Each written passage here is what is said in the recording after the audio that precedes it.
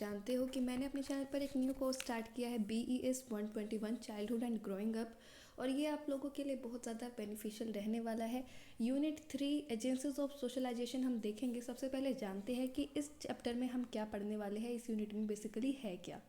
तो इंट्रोडक्शन की अगर मैं बात करूँ तो ये जो चैप्टर है ना बेसिकली डील करता है कि समाजीकरण में या समाज में जो विभिन्न एजेंसियां हैं उनके बारे में, और किस तरीके से प्रत्येक जो एजेंसी है वो एक व्यक्ति के व्यक्तित्व को ढालने में, व्यक्ति के व्यक्तित्व को निखारने में, शेप करने में अपना योगदान प्रदान करती है या किस तरीके से कंट्रीब्यूट करती है। ठीक है, तो यहाँ पर ना आप लोग स्क्रीन पर एक चीज़ देख पा रहे होंगे कि सोशलाइजेशन जो है ना वो एक जीवित प्राणी है या लिविंग ऑर्गेनिज्म है, उसको सोशल बीइंग बनाने का कार्य करती है। एक जीवित प्राणी को सामाजिक प्राणी में ढालने का कार्य करती है। अब एक चीज़ और जानने की यहाँ ज़रूरी है कि सोशलाइजेशन जो है ना वो कॉन्टीन्यूअस प्रोसेस है। कॉन्टीन्यूअस मतलब वो निरंतर चलने वाली प्रक्रिया है। जिस तरीके से आप ग्रोथ एंड डेवलपमेंट में पढ़ते हो ना कि डेवलपमेंट एक कॉन्टीन्यूअस प्रोसेस है वोम टू टोम तक। ठीक है, जैसे ही माता के गर्भ में धारण होते हैं शिशु तब शुरू हो जाती है, और जब तक कि इंसान जीवित रहता है तब तक चलती है। तो वोम टू टोम तक चलती है, निरंतर चलने वाली प्रक्रिया है। और इसमें अलग अलग जितने भी एजेंसियां हैं समाज में वो किस तरीके से हमारा पोषण करती है, किस तरीके से हमारे व्यवहार को सुधारती है, शेप करती है, तो उन सब के बारे में हम जानेंगे। आप सबको पता है कि एक man is a social animal, ये सब आपको पता होगा कि हम सामाजिक प्राणी हैं। तो हम आइसोलेशन में या अकेले नहीं रह सकते, समाज का हम हिस्सा बन करके रहते हैं। तो हमारा जो इंटरेक्शन होता है, किस तरीके से हम निरंतर जो बातचीत हमारा परस्पर मेल चलता है फैमिली मेम्बर्स के साथ, पीयर, टीचर, स्कूल मेट्स, रिश्तेदार हो गए, रिलेटिव्स, मेम्बर्स ऑफ कम्युनिटी के साथ, और किस तरीके से ये हमारे व्यवहार को प्रभावित करते हैं, किस तरीके से हम समाज में रहते हैं, तो उन सब एजेंसियों के बारे में जानेंगे वन बाय वन। तो सबसे पहले आ जाता है सोशलाइजेशन द बेसिक कंसेप्ट। तो जानते हैं कि सोशलाइजेशन की प्रक्रिया क्या है।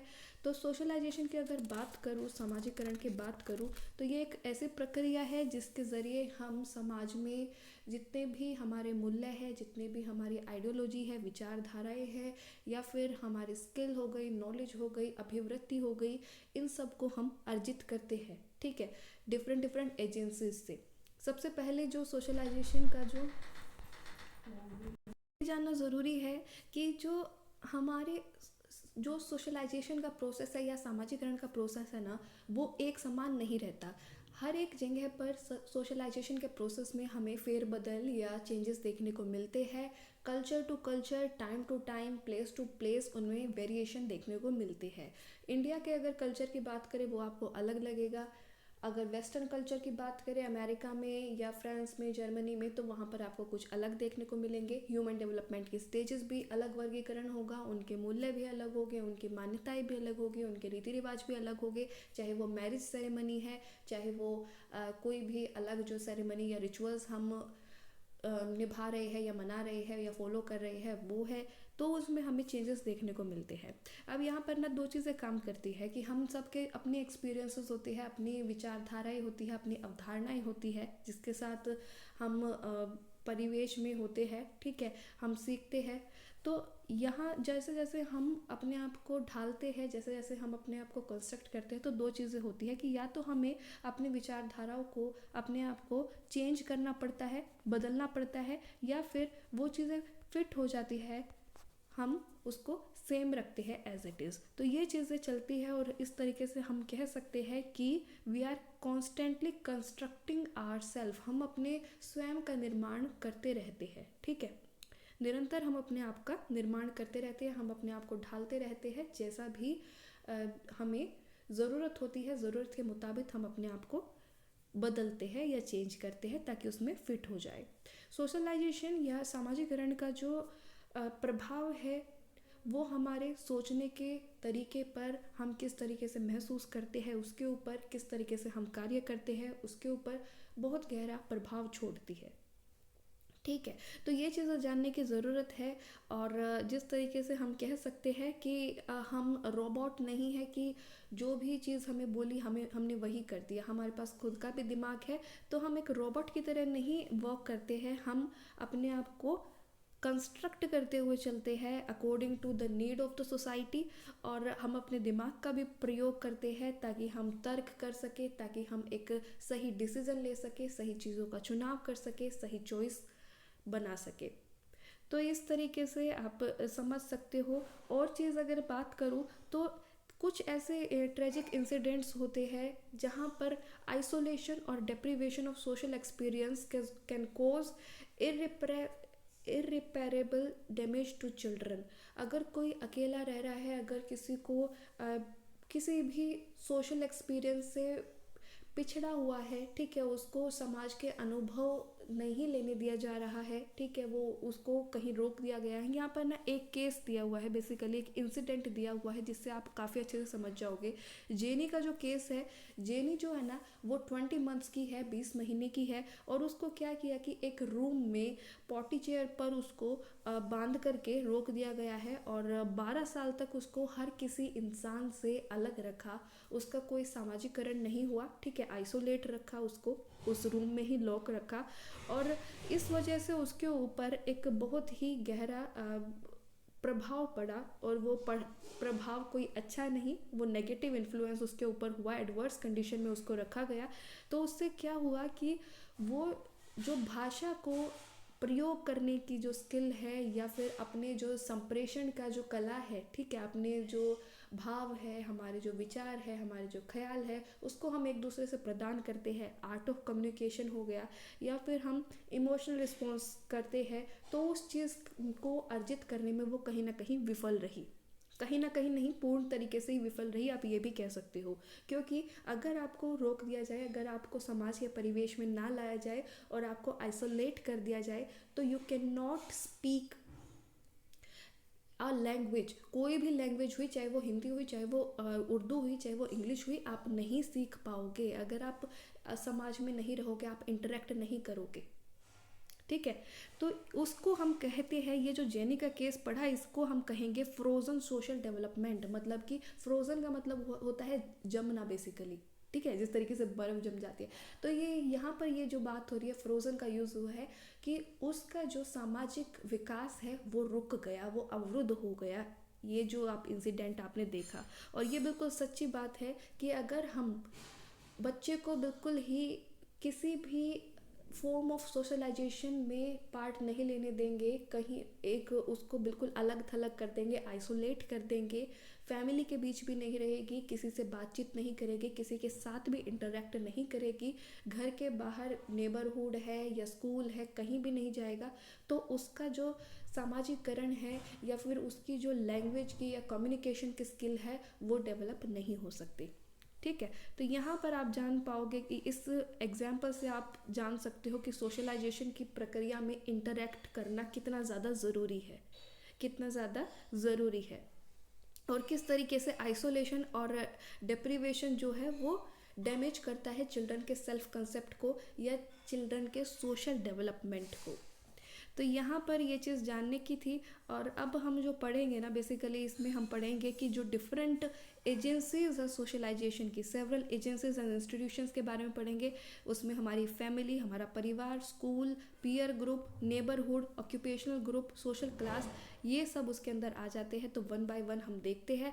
साथ ही एक चीज़ और बताना चाहूँगी कि अगर बात करूँ मैं बाल्यावस्था की और किशोरावस्था की, चाइल्डहुड और एडोलेसेंस में, तो इस चाइल्डहुड और एडोलेसेंस में जो मुख्य भूमिका निभाता है, जो सबसे ज़्यादा हमारा सामाजिकरण में उत्तरदायित्व रखता है, तो वो हो जाता है पीयर ग्रुप। वो बहुत ही गहरा असर छोड़ता है। समायु के जो बच्चे होते हैं, जिनके गोल, जिनके इंटरेस्ट या जिनकी मान्यताएं, जिनकी सोच मिलती है, सेम आयु के होते हैं, वो होता है पीयर ग्रुप। तो चाइल्डहुड और एडोलेसेंस में पीयर ग्रुप बहुत ही गहरा प्रभाव छोड़ते हैं। अगर बात करूँ एडल्टहुड की या प्रौढ़ावस्था की या वयस्क की, तो उसमें ऑक्यूपेशनल ग्रुप जो आपका है, या फिर जो आपका जो ऑक्यूपेशनल ग्रुप को आप ले सकते हो कि आपका जहाँ भी आप काम कर रहे हो, जो भी आपका वर्क प्लेस है, वो जो ग्रुप फॉर्म हुआ, या फिर आपकी जब शादी होती है तो जो न्यू फैमिली है, ठीक है, वो जो रिश्ता बना, पति पत्नी का बना, या और जो फैमिली में जो लोग शामिल हुए, वो सब बहुत ही बड़ा रोल प्ले करती है सामाजिकरण में, एडल्टहुड में, ठीक है। तो ये चीज़ है किस तरीके से कौन सी चीज़ कब कैसे इम्पेक्ट करती है, किस तरीके से कंट्रीब्यूट करती है हमारे बिहेवियर को, हमारे हर एक डेवलपमेंट के एस्पेक्ट को, वो सब हम जानेंगे, ठीक है। यहाँ पर बात की गई है थोड़ी सी नेचर और नर्चर की, कि ह्यूमन बीइंग जो है ना, आपने साइकोलॉजी में भी पढ़ा होगा, ह्यूमन डेवलपमेंट या ह्यूमन बीइंग जो है वो प्रोडक्ट है नेचर और नर्चर दोनों का। नेचर में बेसिकली हम शामिल करते हैं हेरिडिटी, अनुवांशिकता के जितने भी हमें गुण अनुवांशिकता से मिले हैं वो सब, और नर्चर में हम जहाँ हमारा लालन पोषण हो रहा है, जो हमें वातावरण मिल रहा है, उसको हम नर्चर में रखते हैं। तो नेचर और नर्चर दोनों इक्विवेलेंटली हमारे लिए उपयोगी है, हमारे समाजीकरण की प्रक्रिया में दोनों एक बहुत ही बड़ी भूमिका निभाते हैं। और दोनों में क्या हुआ कि इंटरेक्शन की हमें ज़रूरत होती है। हम अगर समाज में अगर हम इंटरेक्ट कर रहे हैं, चाहे वो हम अवलोकन करके करें, चाहे हम भाषा का यूज़ करके करें, चाहे हम संप्रेषण के माध्यम से करें, या कोई और फॉर्म ऑफ कांटेक्ट में करें, तो उससे हम ह्यूमन कम्युनिटी से जुड़ते हैं, लोगों से जुड़ते हैं, और हमारा सामाजिकरण होता है, ठीक। तो ये मैंने बता दिया है कि एक लाइफ लॉन्ग प्रोसेस है। यहाँ इसको ना 2 फेजेस में सोशलाइजेशन को, सामाजिकरण को 2 चरणों में विभाजित किया गया है। 2 फेजेस कौन कौन सी है? पहली है भाई प्राइमरी, दूसरी है सेकेंडरी। पहली है प्राथमिक और दूसरी है द्वितीयक। प्राइमरी स्टेज की अगर बात करूँ तो इसमें इन्फेंसी, शिशुअवस्था से लेकर के बाल्यावस्था इसमें आ जाती है, during which period a child acquires the most intense form of cultural learning, जिसके अंदर जो हमारी जो संस्कृति है उसकी लर्निंग ज़्यादा से ज़्यादा होती है, कि हमारे रीति रिवाज है, क्या हमारी परंपरा है, क्या हमारे धर्म है, किस धर्म को हम फॉलो करते हैं, कौन सी हम भाषा बोलते हैं, किस टाइप के हम कपड़े पहनते हैं। तो ये जो कल्चरल लर्निंग है, ये चीज़ें कौन से भगवान को, या कौन सी हमारी मान्यताएं हैं, क्या रीति रिवाज है, ये सब की लर्निंग इसमें बालकों के अंदर इस दौरान सबसे ज़्यादा देखने को मिलती है, शिशु अवस्था में और बाल्यावस्था के दौरान। तो ये जो स्टेज है, इसके अंदर basic knowledge of language, behaviour pattern, ये सब फाउंडेशन का काम करती है, एक नींव का काम करती है, जिसके ऊपर हमारा बिल्डिंग बनती जाती है, या फिर नई नई हम एक्सपीरियंसेस या लर्निंग जो हमें मिलती है, तो ये उसका एक नींव की तरह या फाउंडेशन की तरह कार्य करता है, ये वाली जो लर्निंग हमारी इन्फेंसी और चाइल्डहुड के टाइम पर होती है।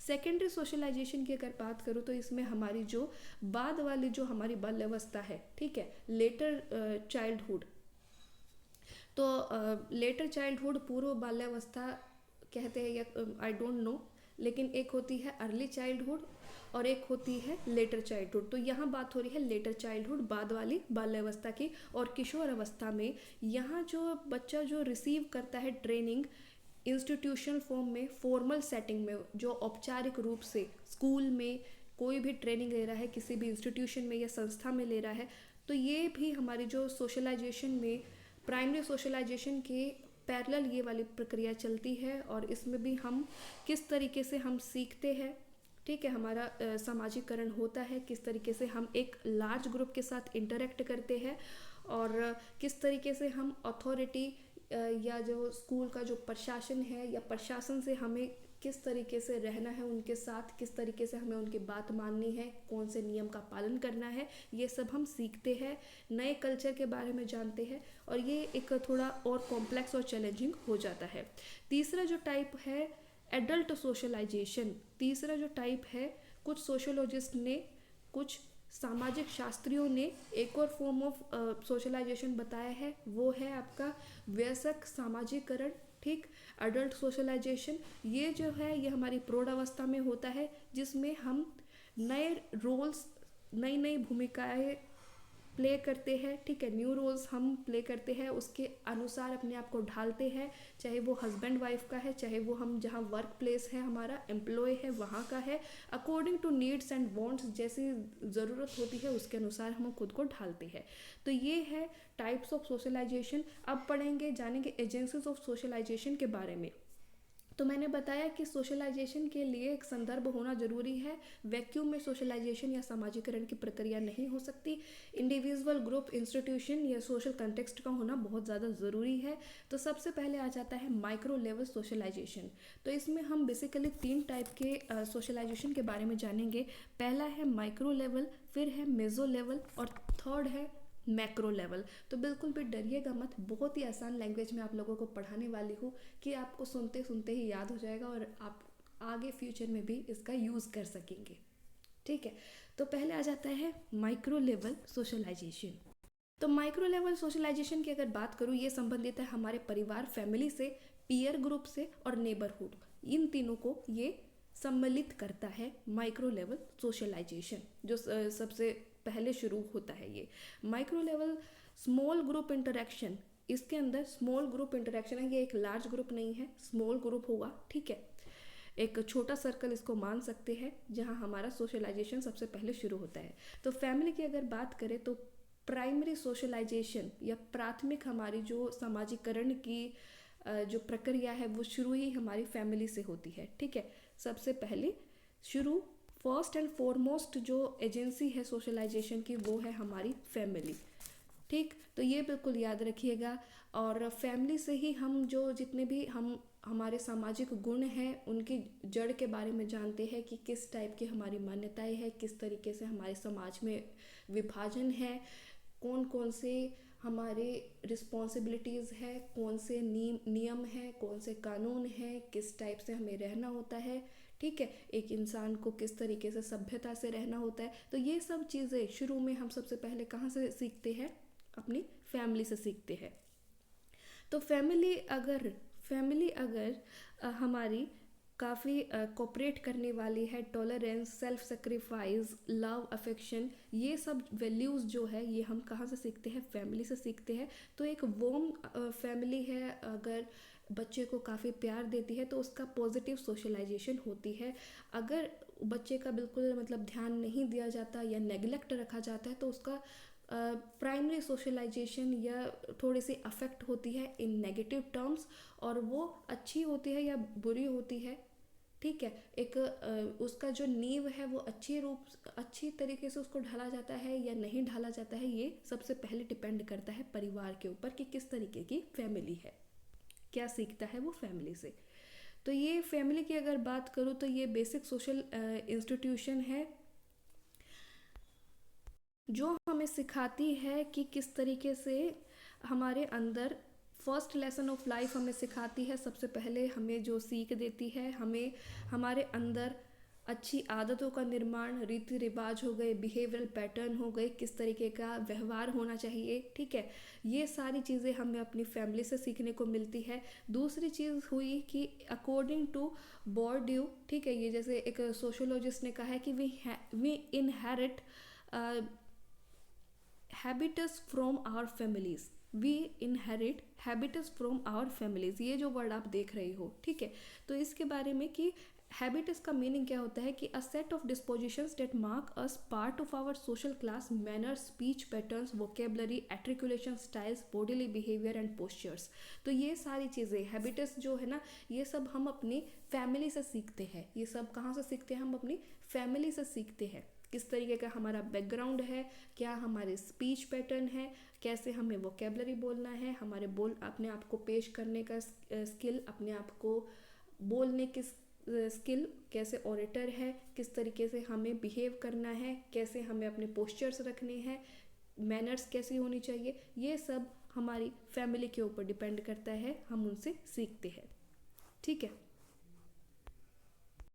तो फैमिली का अगर बात करूँ तो वो एक यंग इन्फेंट को, जो नन्हा जो शिशु होता है, उसको ह्यूमन कम्युनिटी का मेंबर बनाने में हेल्प करता है, उसको बदलता है ह्यूमन कम्युनिटी के मेंबर की तरह, ठीक है, उसके में ढलने के लिए। और पहला मीडियम बनता है कि वो अपना जो कल्चर है उसको बच्चे के अंदर ट्रांसमिट कर सके। हमारा जो कल्चर जो चलता आ रहा है हज़ारों साल पुराना, वो हम अपने बच्चों को सिखा सके। ठीक है, तो वो चीज़ें, सारी चीज़ें, behavioural patterns, habits, attitudes, customs, convention, ये सब कहाँ से हो रही है? ये सब चीज़ें हम सिखा रहे हैं फैमिली से। सबसे पहले हम सीखते हैं। तो ये है बेसिकली फैमिली के बारे में। और कुछ सोशियोलॉजिस्ट ने, कुछ शास्त्रियों ने परिवार को मिनी सोसाइटी भी कहा है, एक छोटा समाज भी कहा है, क्योंकि यही पहला माध्यम है जिसके जरिए एक हम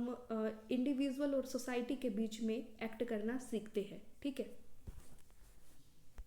जो हमें सिखाता है कि हमें किस तरीके से समाज में रहना है, किस तरीके से हमें हमारी बोलचाल रहनी है, किस तरीके से हमें बात करनी है, क्या हमारी मान्यताएं हैं। तो एक बेल्ट का काम करती है, एक कनेक्शन का काम करती है फैमिली। तो ये चीज़ हो गई हमारी फैमिली। हमारी अपब्रिंगिंग के ऊपर डिपेंड करता है कि हम किस तरीके के सिटीज़न बनने वाले हैं। तो बेसिकली ये है हमारी फैमिली के बारे में। जेंडर सोशलाइजेशन की अगर बात करूँ तो ये स्टार्ट करने से पहले ना एक ऊपर टॉपिक मिस हो गया है, उसको देख लेते हैं। Family socialization and adolescents. तो इसमें जो परिवार सामाजिकरण और जो किशोर होते हैं, ठीक है, किशोर अवस्था वाले एडोलेसेंट्स के बारे में देखते हैं। तो इसमें अगर बात करूँ तो एडोलेसेंट सोशलाइजेशन में बेसिकली इसमें ना हमें एक चीज़ देखने को मिलती है कि पेरेंटल सोशलाइजेशन जो बहुत बड़ा रोल प्ले कर रहा था चाइल्डहुड तक, उसको थोड़ी लिमिट में कर दिया जाता है। लिमिटेड अपॉर्चुनिटीज़ दी जाती है फॉर पेरेंटल सोशलाइजेशन, क्योंकि जो एडोलेसेंट्स होते हैं, जो किशोर अवस्था में होते हैं, वो अपने इस वर्ल्ड से थोड़ा सा मूव अवे करना शुरू कर देते हैं और अपने पीयर ग्रुप के साथ ज़्यादा टाइम स्पेंड करना स्टार्ट कर देते हैं। अपने फ्रेंड सर्कल का बॉन्ड इतना ज़्यादा मजबूत होता है कि उनके प्रभाव से उनसे ज़्यादा इन्फ्लुएंस होते हैं एज़ कम्पेयर टू फैमिली। वे चाहते हैं कि उनकी जो उनके ऊपर रिस्ट्रिक्शंस है या उनको और ज़्यादा आज़ादी दी जाए, और ज़्यादा उनको फ्रीडम दी जाए। इसकी वजह से उनकी जो रिलेशनशिप है वो उसमें एक बहुत बड़ा बदलाव या शिफ्ट देखने को मिलता है पेरेंट्स टू पीयर्स में। ठीक है, पहले सारा जो सेंटर था सोशलाइजेशन का वो फैमिली थी। अब जो हो रहा है शिफ्ट धीरे धीरे एडोलेसेंस में, वो हमें देखने को मिल रहा है फ्रेंडशिप की तरफ। जो फ्रेंडशिप है या दोस्ती है वो बहुत गहरी और इंटीमेट नज़र आती है। और डिफरेंट जो रिश्ते बनते हैं, ठीक है, दोस्तों के साथ, वो बहुत गहरे देखने को मिलते हैं। कन्फ्लिक्ट कई बार देखने को मिलती है पेरेंट्स के साथ बच्चों की। ठीक, जो एडोलेसेंट्स होते हैं उनकी पेरेंट्स के साथ थोड़ी सी नहीं बनती या थोड़ी बहसबाजी होती है, कॉन्फ्लिक्ट उनके रिलेशन में देखने को मिलता है। वो हम ये कह देते हैं कि बच्चे के अंदर फिजियोलॉजिकल चेंज आ रही है, शरीर में जो बदलाव आ रही है, प्यूबर्टी आ रही है उस वजह से। लेकिन ये एक सही कारक नहीं है। Basically cultural inconsistency is the right reason for this. ठीक है, कि उनकी जो हमारी जो एक्सपेक्टेशंस थी बच्चों से, ठीक, हमारी जो एक्सपेक्टेशंस थी कि ये बच्चा इस तरीके से रहेगा और हमारी बातों को मानेगा, और बच्चे के अंदर जो बच्चों की खुद की जो थिंकिंग इन्फ्लुएंस हो रही है या बच्चों की जो थिंकिंग अपने दोस्तों से इन्फ्लुएंस हो रही है, तो उसमें हमें कहीं ना कहीं बदलाव देखने को मिलता है। एक्सपेक्टेशंस में अंतर हो जाता है। जो भी हमारे सामाजिक मापदंड है या सामाजिक परंपरा है उसमें हमें बहुत ज़्यादा अंतर देखने को मिलता है। इस वजह से कॉन्फ्लिक्ट भी देखने को मिलता है। और बच्चा इस एज में, एडोलेसेंट्स में, चाहता है कि उनके अंदर उनके ऊपर बहुत कम नियंत्रण करे पेरेंट्स। वो एक आज़ादी चाहते हैं, तो इस वजह से वो थोड़ा सा ना उनको मतलब लिमिटेड रोल अपॉर्चुनिटी हो जाती है पेरेंटल सोशलाइजेशन की यहाँ पर, और इंटीमेट और क्लोज रिलेशनशिप बनते हैं किसके, फ्रेंडशिप के साथ। आई होप कि आप लोगों को ये क्लियर हो गया होगा। और यहाँ पर नई एक चीज़ और देखने को मिलती है, वो चीज़ ये है कि इस वाले स्टेज में जो बच्चे हैं वो ये जो समय बताया है स्कॉलर्स ने, जो कुछ विद्वान हैं, उन्होंने कहा है कि ये सेल्फ एक्सप्लोरेशन का और सेल्फ आइडेंटिटी का समय होता है। ठीक है, आत्म अन्वेषण का और आत्म पहचान, अपनी पहचान बनाने का समय होता है। यहाँ पर जो बच्चे हैं वो ये जानने की कोशिश करते हैं कि हम कौन हैं और अपनी एक अलग पहचान बनाना चाहते हैं अपने दोस्तों के बीच में, अपनी कक्षा में। आपने भी देखा होगा, ठीक है, कि जो एडोलेसेंट्स में बच्चे होते हैं वो चाहते हैं कि हम ही सेंटर ऑफ अट्रैक्शन है, हमारे ऊपर सबकी नज़र हो, हम कुछ ना कुछ ऐसा करें, है ना। तो वो चीज़ है। और साथ ही यहाँ पर अगर नहीं जान पाते बच्चे कि हम अपनी पहचान नहीं बना पाते, तो यहाँ पर आइडेंटिटी क्राइसिस भी देखने को मिलती है। एरिक्सन की अगर स्टेज पढ़ी होगी तो आपने भी उसमें देखा होगा, ठीक है, उसमें पढ़ा होगा। तो adolescents begin to form personal beliefs and set standards for themselves. तो जो किशोर अवस्था में जो बच्चे होते हैं, ठीक है, जो किशोर होते हैं, वो क्या करते हैं कि अपनी मान्यताओं को और अपने जो मापदंड उन्होंने जो स्टैंडर्ड सेटअप किए हैं उनको ज़्यादा वो खुद बनाने शुरू कर देते हैं, खुद फॉर्म करने शुरू करते हैं। और थोड़ा सा चाहते हैं कि पेरेंट्स उनके ऊपर कम अथॉरिटी, मतलब उनकी कम रिस्ट्रिक्शन हो, कम उनको नियंत्रण में रखे और हमें आज़ादी मिले। तो इस टाइप का होता है एडोलेसेंट सोशलाइजेशन।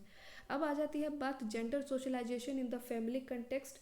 तो यहाँ पर एक एक्सपीरियंस दिया हुआ है कि रंजीता जो है वो एक काफ़ी खुश रहने वाली लड़की है जो 8वीं कक्षा में पढ़ती है और जो पटना से बिलोंग करती है, ठीक है, पटना में। और वो उसमें क्या हो रहा है कि वो एक बहुत ही ज़्यादा एंथुजियास्टिक स्टूडेंट है, बहुत ही लगन है उसके अंदर, लेकिन वो अपनी क्लासेस अटेंड नहीं कर पा रही है। उसके रीज़न ये है कि उसकी माता की तबीयत ठीक नहीं है, उसको बुखार है और डॉक्टर ने कहा है कि उनको कुछ महीने आराम करना पड़ेगा। उसके रंजिता के जो पिताजी है, राजिता के जो पिताजी है, वो उसको कहते हैं कि आपको घर का काम करना होगा, घर का ख्याल रखना है और अपने जो छोटे भाई बहन हैं उनका भी ख्याल रखना है। और राजिता जो है अपनी क्लासेस अटेंड नहीं कर पा रही है, वो अपना स्कूल नहीं जा पा रही है। उसको पता है कि अगर मैं अपने क्लासेस को मिस करूँगी तो मैं पेपर में नहीं बैठ पाऊँगी। तो वो एक तरीके से दुविधा में है और वो अपने पेरेंट्स या फादर के बात के विपरीत नहीं जा सकती जो उन्होंने कहा है।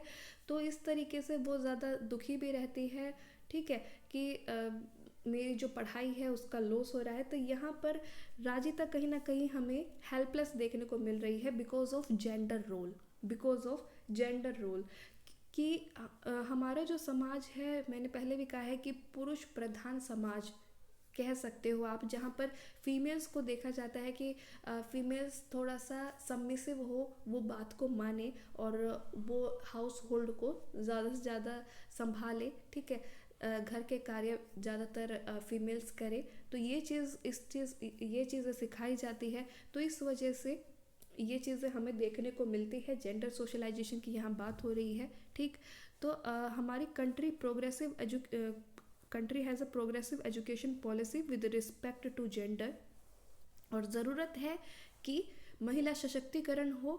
हमारी जो नेशनल पॉलिसी ऑन एजुकेशन में है उसके अंदर जो डिस्क्रिमिनेशन है ना, आज भी जो एग्जिस्ट करता है, वो चीज़ कम से कम हो जाए या ख़त्म हो जाए। तो इसकी तरफ हमें बढ़ना चाहिए।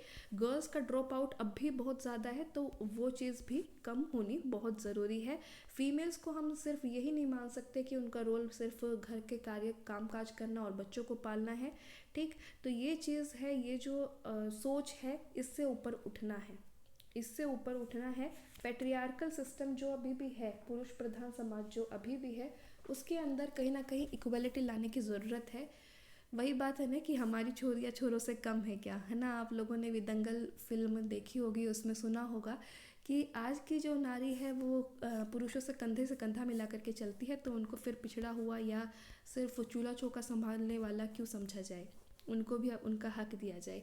नेक्स्ट जो आ जाता है वो आ जाता है पीयर ग्रुप।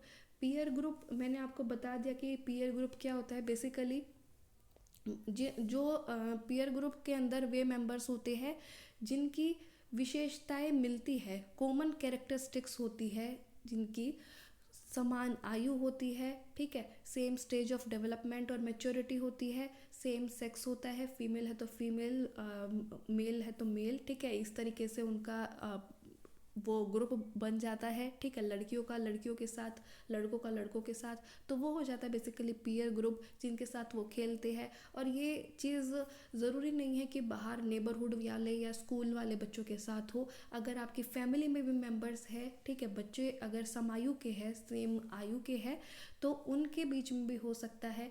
उनके अगर नेबरहुड में फ्रेंड्स है तो उनके साथ भी उनका वो पीयर ग्रुप बन सकता है, या फिर स्कूल में है तो वहाँ भी बन सकता है। तो यहाँ पर जो socializing role of a family है, फैमिली का जो समाजीकरण का जो रोल था वो कहीं ना कहीं कम होता नज़र आता है। और पीयर ग्रुप का प्रभाव जो बच्चों के ऊपर है वो बहुत ज़्यादा पावरफुल देखने को मिलता है। ज़्यादातर इंटरेक्शन जो है वो पीयर ग्रुप में होती है। वो इसके अंदर एक चीज़ और जाननी होगी कि यहाँ पर ना क्लोज सोशल प्रॉक्सिमिटी की बात की गई है कि पीयर में also have interest and social positions in common and hold close social proximity. इसका मतलब है कि वो एक दूसरे के साथ रहना, एक दूसरे के साथ सामाजिक जो रिलेशनशिप है उसको निभाना ज़्यादा पसंद करते हैं, और एक दूसरे की संगत, एक दूसरे का साथ बहुत पसंद करते हैं, बहुत लॉयल रहते हैं, ठीक है, पीयर ग्रुप के साथ। और अगर बात करें कि इनका प्रभाव की, तो ये भी पीयर ग्रुप की बहुत ज़्यादा प्रभाव पड़ती है। अदर देन इमीडिएट फैमिली के बाद जो प्रभाव देखने को मिलता है वो पीयर ग्रुप के ऊपर ज़्यादा देखने को मिलता है, ठीक है। पीयर ग्रुप ही ऐसा है जो कह सकते हो कि बच्चे की थिंकिंग के ऊपर, बच्चे के रहन सहन में, बच्चों के कपड़ों के स्टाइल में, कि ये जो आयु होती है जब पीयर ग्रुप का प्रभाव होता है तो बच्चे अक्सर पेरेंट्स के साथ कॉन्फ्लिक्ट करने लग जाते हैं, विद्रोहात्मक उनका व्यवहार कहीं ना कहीं देखने को मिलता है, कि बात नहीं मानते। और उनको अगर कहे कि ये वाले कपड़े पहनने हैं तो वो मना कर देते हैं कि नहीं, ये वाले कपड़े ज़्यादा चलन में, आपको नहीं पता, आपको फैशन का नहीं पता, मेरे तो सारे फ्रेंड्स ऐसे पहनते हैं, ये आप मुझे ऐसे कपड़े क्यों पहना रहे हो। तो वो बेसिकली जो पेरेंट्स की अथॉरिटी है जो उनको ब्लाइंडली नहीं मानते, उनको ब्लाइंडली मानने से इनकार कर देते हैं, और सबसे ज़्यादा वो इन्फ्लुएंस या प्रभावित होते हैं इस स्टेज में अपने सहपाठियों से, या जो उनके समायु के जो बच्चे हैं उस ग्रुप से, ठीक है। ऐसा नहीं है कि मैंने अगर ये कह दिया कि विद्रोहात्मक देखने को मिलता है, थोड़ा कन्फ्लिक्ट देखने को मिलता है पेरेंट चाइल्ड रिलेशनशिप में, तो इसका मतलब ये नहीं है कि बच्चा पेरेंट को बिल्कुल ही इग्नोर कर देता है, पेरेंट का कोई रोल ही नहीं रह जाता। पेरेंट का भी रोल होता है, लेकिन बच्चा कोशिश करता है कि थोड़ी सी हमें और ज़्यादा ऑटोनॉमी मिले, स्वायत्ता मिले, ठीक है, इस चीज़ की कोशिश करता है, इसलिए उनके थोड़ा सा ऐसा रिलेशनशिप देखने को मिलता है। साथ ही जब बात आ जाती है बड़े बड़ी चीज़ों की, बड़े बड़े डिसीजंस की, तो वहाँ पर पेरेंट्स बहुत बड़ा रोल प्ले करते हैं, तो इसको बिल्कुल भी इनकारा नहीं जा सकता।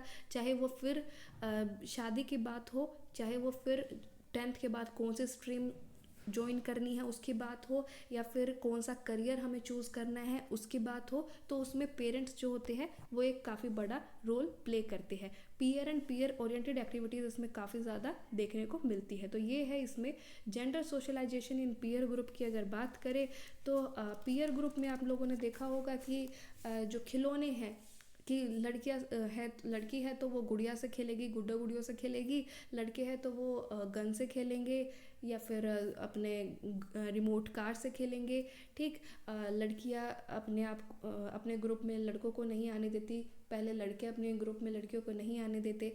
तो इस टाइप के हमें देखने को मिलते हैं, और यहीं से शुरुआत हो जाती है कि हम किस तरीके से लिंग के अंदर जो जेंडर स्टीरियोटाइप आगे चल करके बन जाता है। तो शुरुआत इसकी बचपन से ही होनी स्टार्ट हो जाती है। शुरुआत इसकी कहाँ से शुरू हो जाती है? बचपन से ही शुरुआत हो जाती है कि लड़कियां जो है वो सेम जेंडर के साथ खेल रही है, वो एक पर्टिकुलर टाइप के किचन सेट हो गया, डोल से खेल रही है, लड़के ऐसे नहीं होते। ऐसी जो बातें आती है, ऐसे जो अवधारणाएं हैं वो उनके अंदर आनी शुरू हो जाती है। और अब जो टाइम है, ये जो टाइम है, ये ज़रूरी है कि इन सब से ऊपर उठा जाए, और पीयर इन्फ्लुएंस इतना ज़्यादा होता है कि कई बार कह दिया जाता है कि इनसे दूर रहो, ये वाला ग्रुप बहुत बुरा है। नेगेटिव इन्फ्लुएंस भी होता है, ज़रूरी नहीं है कि पीयर में रह रहे हैं तो एक हमेशा एक हमें पॉजिटिव ही इन्फ्लुएंस देखने को मिलेगा। पीयर का नेगेटिव इन्फ्लुएंस भी देखने को मिल जाता है। अगर ग्रुप अच्छा नहीं होता तो पेरेंट्स फिर रोका टोकी करते हैं कि आप उसके साथ नहीं रहोगे, वो अच्छे इंसान, वो अच्छे बच्चे नहीं हैं, अच्छे बच्चों में उठना है बैठना है। तो ये चीज़ भी पेरेंट्स भी अपना रोल निभा रहे हैं, साथ ही बच्चा जो है वो पीयर से काफ़ी इन्फ्लुएंस हो रहा है। तो ये चीज़ है जेंडर सोशलाइजेशन इन पीयर ग्रुप में। तीसरी चीज़ आती है नेबरहुड की। तो नेबरहुड की अगर बात करें तो ये एक लोकल सोशल यूनिट है, ठीक है। ये एक लोकल सोशल यूनिट है जहाँ पर हमें कांस्टेंट इंटरेक्शन देखने को मिलता है, अंतःक्रिया देखने को मिलती है परस्पर लोगों के साथ जो हमारे आसपास में रह रहे हैं, जो हमारी सेम लोकेलिटी में रह रहे हैं। फेस टू फेस इंटरेक्शन अक्सर देखने को मिलता है।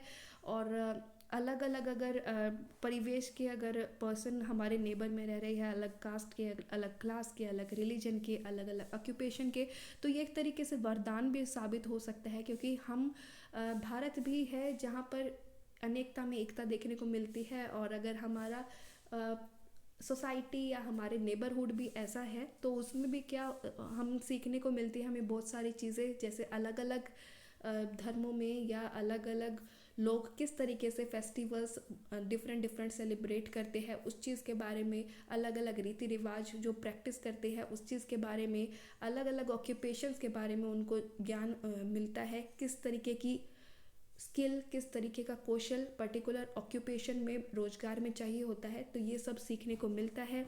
यहाँ पर बच्चों को अनुशासन में रहना और किस तरीके से एक ऑर्डरली बिहेव करना है, अच्छा बिहेव करना है, किस तरीके से दूसरों की रिस्पेक्ट करनी है, किस तरीके से हमें कोऑपरेट करना है, वो सब भी चीज़ें बच्चा सीखता है, ठीक है। मूव ऑन करते हैं, नेक्स्ट आ जाता है मेजो लेवल सोशलाइजेशन, जिसके अंदर 3 चीज़ें आ जाएगी, 3 घटक है इसमें, स्कूल, रिलीजन, सोशल क्लास। अभी जो आपने माइक्रो लेवल पढ़ा है ना, ऊपर जितना भी पढ़ा है आपको, माइक्रो लेवल में आपने एक चीज़ देखी होगी कि ये इनफॉर्मल सेटिंग में ज़्यादा हमें देखने को मिला है सारा, ठीक है, अनौपचारिक सेटिंग में हमें देखने को मिला है। और अगर मेजो लेवल की बात करें तो ये हमें कहीं ना कहीं जो इंस्टीट्यूशन या फॉर्मल सेटिंग की बात आ जाती है तो ये औपचारिक चीज़ें ज़्यादा देखने को मिलती है। तो बढ़ते हैं आगे और देखते हैं कि schools, educational institution, political groups, ये सब किस तरीके से अपना रोल प्ले करते हैं सोशलाइजेशन में। तो स्कूल की अगर बात करें तो भाई स्कूल पेरेंट्स के बाद या फैमिली के बाद जो स्कूल है वो अपने आप में ही बहुत बड़ा रोल प्ले करता है, जहाँ पर बच्चे जो है वो एक दूसरे के कांटेक्ट में आते हैं। और ये वाला जो सर्कल है वो फैमिली से और नेबरहुड के सर्कल से बड़ा होता है। ये वाला सर्कल जो है वो बड़ा होता है। जैसे ये माइक्रो था जिसके अंदर हमारी फैमिली, पीयर ग्रुप और फ्रेंड सर्कल था, ठीक है।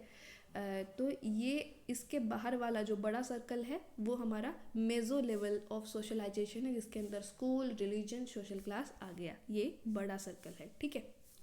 तो इसके अंदर first day of school basically आपने देखा होगा कि ये सबको याद रहता है और ये एक सेरेमनी की तरह आप इसको मान सकते हो, ठीक है, कि हमारा बच्चा आज फर्स्ट टाइम स्कूल गया। तो सोशलाइजेशन में ये स्कूल जो है वो बहुत बड़ा रोल प्ले करता है। और जो टीचर्स हो गए, यहाँ पर फॉर्मल एजुकेशनल इंस्टीट्यूशन की अगर बात करें तो स्कूल जो है बहुत ही एक्टिव, डायरेक्ट और फॉर्मल एजेंसी है जो हमें एजुकेशन इम्पार्ट करती है और सोशलाइजेशन में भी अपनी भूमिका निभाती है, ठीक है। स्कूल के अंदर हेट्रोजेनस सोसाइटी, कॉमननेस हमें देखने को मिलती है। ये पर्पस है कि हमें अलग अलग लड़के भी देखने को मिलेंगे, लड़कियां भी देखने को मिलेंगे, टीचर्स भी देखने को मिलेंगे। हर एक का अपना अलग कल्चर है, हर एक का अपना अलग रिलीजन है, लेकिन साथ में फिर भी रह रही है। तो ये चीज़ हमें देखने को मिलती है, हेट्रोजेनस सोसाइटी, कॉमननेस इसको हम कहते हैं, ठीक है। तो जिसकी वजह से बच्चों के अंदर विवेक भी आता है, ठीक है, ज़्यादा पेशेंस बच्चे रखते हैं। और एकेडमिक नॉलेज से अलावा अगर बात करें तो मोरल, इंटेलेक्चुअल, एस्थेटिक डेवलपमेंट भी बच्चों के साथ जब इंगेज होते हैं तो वो चीज़ भी सीखते हैं, ठीक है। स्कूल्स भी अब फॉर्मल और इनफॉर्मल कंटेक्स्ट दोनों प्रोवाइड करता है। स्कूल जो है वो फॉर्मल औपचारिक और अनौपचारिक संदर्भ दोनों प्रदान करता है। फॉर्मल की अगर बात करें तो जो क्लासरूम कंटेक्स्ट में जो लर्निंग होती है, ठीक है, जो कक्षा कक्ष में करिकुलम या रूपरेखा के अनुसार जो पढ़ाई होती है वो चीज़ आ जाती है। इनफॉर्मल में जो इंटरपर्सनल रिलेशनशिप है अमंग टीचर्स स्टूडेंट्स, ठीक है, तो वो चीज़ इसके अंदर आ जाती है। स्कूल एक मिनिएचर सोसाइटी की तरह काम करता है, ठीक है। और अगर बात करें तो यहाँ पर different family, different region, different caste, different economic status, ये अलग अलग हेट्रोजेनस कॉमननेस मैंने भी बताया ना, वही चीज़ आ जाती है कि फिर भी कलेक्टिवली रहते हैं, साथ में पढ़ते हैं, साथ में खेलते हैं, दोस्त बनते हैं, ठीक है, तो ये चीज़ एक दूसरे से सीखते हैं, तो ये चीज़ है। स्कूल सोशलाइजेशन की अगर बात करें तो ये सिर्फ एकेडमिक इंसाइट ही नहीं प्रोवाइड करती, बल्कि हमारे अंदर बहुत सारे मूल्यों का विकास भी करने में हेल्प करती है। अब वो मूल्य कौन कौन से हैं? पंचुअलिटी का, कि पंचुअल होना ज़रूरी है, टाइम के महत्व को समझे, डिसिप्लिन को समझे, रेजिलियंस, लचीला, जैसी भी परिस्थिति हो उसमें खुद को ढालने का जो गुण है वो आ जाता है, क्योंकि अलग अलग टाइप के बच्चे होते हैं, आपस में घुलते मिलते हैं, हर एक का अपना बिहेवियर होता है, अपने आप में यूनिक होते हैं, तो अपने जो फ्लेक्सिबिलिटी ऑफ थिंकिंग है वो भी डेवलप होती है, टीम वर्क, कॉपरेशन, ये सब भी बच्चों के अंदर डेवलप होता है। फिर साथ ही बात आ जाती है हिडन करिकुलम की। तो हिडन करिकुलम या गौण करिकुलम को हिंदी में क्या कहते हैं? तो रूपरेखा या हिंदी मुझे अभी याद नहीं आ रही है, ठीक है। हिडन करिकुलम जो है, तो हिडन करिकुलम बेसिकली सोशलाइजेशन में बहुत बड़ा रोल प्ले करता है। हिडन करिकुलम के अंदर क्या आ जाता है कि जो हम एकेडमिकली कंटेंट जो है उसके अलावा जो हम सीखें, ठीक है, उसके अलावा जो हम कि क्या हमें करना चाहिए, क्या हमारा रोल होना चाहिए, क्या हमें कैसा हमें बनना चाहिए, ठीक है, तो ये चीज़ें सीखे और जो हमारी वैल्यूज़ है वो भी डेवलप हो।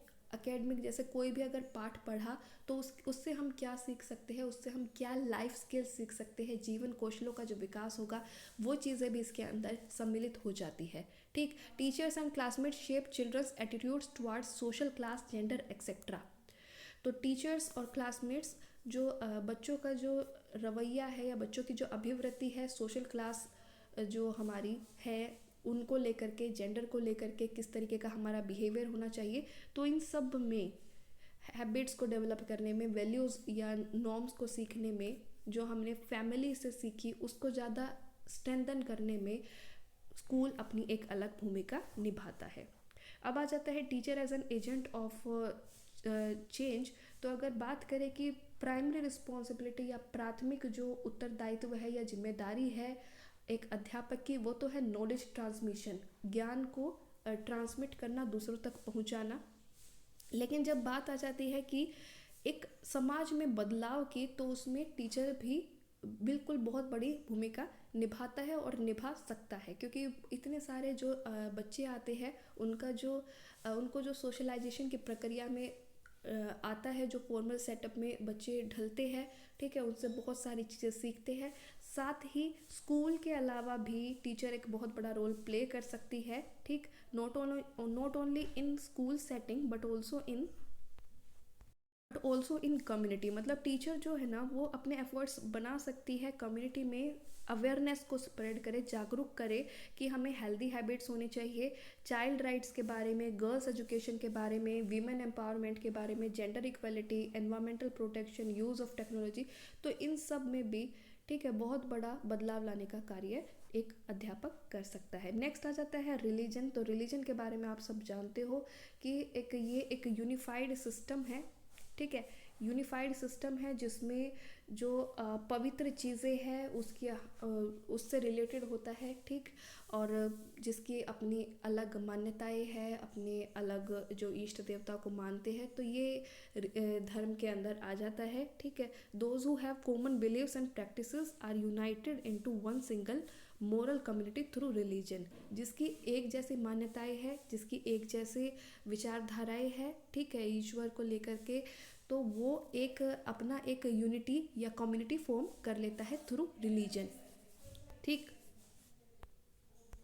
तो अगर रिलीजन की बात करें, धर्म की बात करें, तो ये इंसेपरेबल पार्ट है सोशल बीइंग का, ठीक है, सामाजिक प्राणी का एक कभी ना अलग होने वाला अंग इसको कह सकते हो। और ये कलेक्टिव बिलीफ और कलेक्टिविटी आइडेंटिटी को शेप करता है। फिर इसके अंदर जो हमारे रिलीजियस रिचुअल्स है, जैसे शादी है, बरियल्स है, बर्थडे सेलिब्रेशन है, फेस्टिवल्स है, तो उसमें लोग जो इकट्ठे होते हैं और एकजुटता, दो वर्गों की जो एकजुटता हमें देखने को मिलती है दो ग्रुप्स में, तो वो चीज़ें हमारे अंदर सेंस ऑफ बिलोंगिंगनेस लाती है। और जो इस चीज़ में जो इस चीज़ से अलग रह जाता है वो कहीं ना कहीं अपने आप को अलग थलग महसूस करता है। तो एक ये स्पिरिचुअलिटी की बेसिकली बात आ रही है, आध्यात्मिकता कि किस तरीके से एक सोसाइटी को जोड़ने का काम करती है। हमारे धर्मों में भी हमें विभिन्नताएं देखने को मिलती है, ठीक, लेकिन फिर भी हर एक को अधिकार है कि वो अपने मान्यताओं को, अपने जो रीति रिवाज है, परंपराओं को, अपने ड्रेस, लैंग्वेज, बिलीफ, एटीट्यूड, उनको फॉलो कर सकता है। और चाहे बेसिकली ये देखने को मिलता है कि जो बच्चा है वो अपने जो पेरेंट्स जो जिस रिलीजन को फॉलो करते हैं वही फॉलो करते हैं, ठीक है, करता है। और तो ये रिलीजन की अगर बात करूँ तो ये एक हमें जोड़ने का काम करता है। ये एक स्पिरिचुअल थ्रेड इसको कह सकते हो, आध्यात्मिक धागा है जिससे लोग बंधे हुए हैं, जुड़े हुए हैं और खुद को कंट्रोल किए हुए हैं, ठीक है। Children are taught various moral principles and values which they have to adhere to in everyday transaction. तो बच्चों के अंदर जो नैतिक मूल्यों का विकास किया जाता है, जो बच्चे लेकर के चलते हैं अपने साथ, तो वो भी निर्माण किया जाता है रिलीजन के अंदर अगर बात करें तो। और साथ ही उनके अंदर एक सेंस ऑफ फियर भी डाल दिया जाता है कि अगर आप ये चीज़ करोगे, बुरे कार्य करोगे तो आपको पनिशमेंट मिलेगी, भगवान जी आपके साथ ऐसा करेंगे, आप नरक में जाओगे, या कुछ भी इस तरीके से एक डर भी बच्चों के अंदर इंजेक्ट कर दिया जाता है, ठीक। अनफॉर्चुनेटली, दुर्भाग्यवश ये भी देखने को मिलता है कि रिलीजन के तौर पर लड़ाई भी होती है, जिसकी वजह से बहुत ही क्या कहते हैं कि नुकसान भी कई बार लोगों को देखना पड़ता है, ठीक है। बेसिकली बात आ जाती है यहाँ पर कि एक सुपर पावर है। रिलीजन क्या है? Religion is the belief in one super power, कि एक सुपर पावर है जिसको आप अल्लाह कह लीजिए, जिसको आप रब कह लीजिए, जिसको आप भगवान कह लीजिए। लेकिन अगर नैरो माइंडेड जो होते हैं वो कुछ एंटी सोशल एलिमेंट्स भी, अनएथिकल या सोशली इररिस्पॉन्सिबल एक्टिविटीज़ भी करते हैं, जिसकी वजह से ह्यूमैनिटी को बहुत कुछ झेलना पड़ता है, ठीक है। तो ये बात हो गई रिलीजन की। अब आ जाती है बात सोशल क्लास की। तो सोशल क्लास की अगर बात करें, सामाजिक वर्ग की अगर बात करें, तो समाज में जो विभाजन है, वर्ग है, इसमें आप क्लास सिस्टम को लगा सकते हो, lower class, middle class, upper class, या फिर सोशल या इकोनॉमिक बेसिस पर जो डिवीज़न है, ठीक है। तो ये चीज़ कि टॉप लेयर में अगर देखें इसमें, तो जिसके पास सबसे ज़्यादा रिसोर्सेज है, जिसके पास तो बहुत सारे संसाधन हैं, टॉप लेयर में उन लोगों की को जगह दी जाती है। लोअर लेयर में वे आ जाते हैं जिसके पास बहुत कम रिसोर्सेज है। अब अगर बात आ जाती है लोअर क्लास, मिडिल क्लास और अपर क्लास की, तो लोअर क्लास में ये चीज़ देखने को मिलती है कि हमें ना बड़ों की या जो हमसे ऊपर तबके के लोग हैं उनको उनके सामने झुकना है, उनकी बातें फॉलो करनी है, जो लोअर क्लास फैमिली से बिलोंग करते हैं। मिडिल क्लास फैमिली में पेरेंट्स हमेशा यही सिखाएंगे कि हमें सक्सेसफुल होना है और हमें हमारी ज़रूरत है कि हमें कुछ ना कुछ, मतलब अपने जो फ्यूचर गोल्स हैं उनकी तरफ बढ़ना है, और पढ़ाई में भी सक्सेसफुल होना है, और अपने जो सपने लिए हुए हैं उसको जीना है या शेप देनी है। और ये चीज़ कार्य करता है school, it reinforce the function of schools as vital agencies of socialization, ठीक है। तो चाइल्ड रियरिंग प्रैक्टिसेस भी हमें सेम नहीं देखने को मिलती। तो ये चीज़ें हैं, ये चीज़ आ जाती है सोशल क्लास के अंदर। नेक्स्ट आ जाता है मैक्रो लेवल सोशलाइजेशन। अच्छा, जब मैंने बात की थी माइक्रो की, तो मैंने कहा था कि इसके अंदर छोटा सर्कल आप बना लीजिए, जिसके अंदर हमारा क्या क्या आ गया, फैमिली आ गई, पीयर ग्रुप आ गया, नेबरहुड आ गया। अब इससे बड़ा जब हमने देखा तो वो आ गया हमारा मेज़ो, जिसके अंदर की हमारा जो स्कूल है वो आ गया, हमारा रिलीजन आ गया, हमारी सोशल क्लासेस आ गई।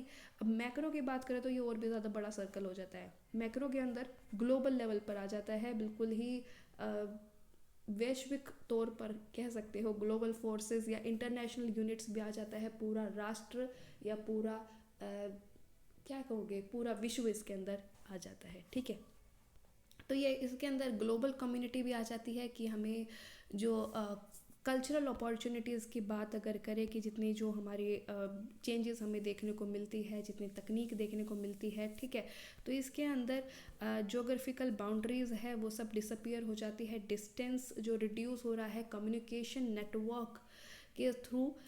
तो इसमें एक ग्लोबल कम्युनिटी या ग्लोबल विलेज की बात आप कह सकते हो, जिसमें आप देखोगे कि वेस्टर्न कल्चर यहाँ फॉलो हो रहा है, यहाँ का कल्चर वहाँ फॉलो हो रहा है।